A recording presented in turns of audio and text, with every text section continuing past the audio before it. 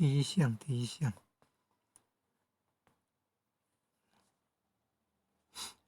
佛教的词典，中文的，还有英文对照的。这个网页是这样，是搜寻，然后进入第一项，点按进去，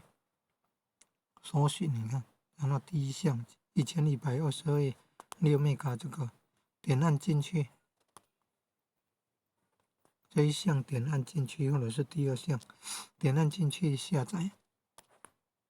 搜寻就是要打这个Dictionary of Chinese，C 可以大写，上面那个 C 是大写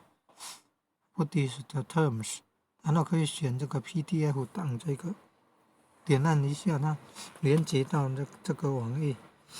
然后再选第一项，点按进去，第一项或者第二项点按进去，然后这个画面是这样，网页画面是这样，可以点按这个右上角。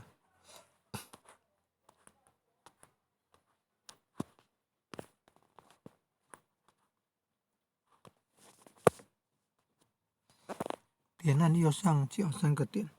点按进去就是下载，下载回来就是这一项。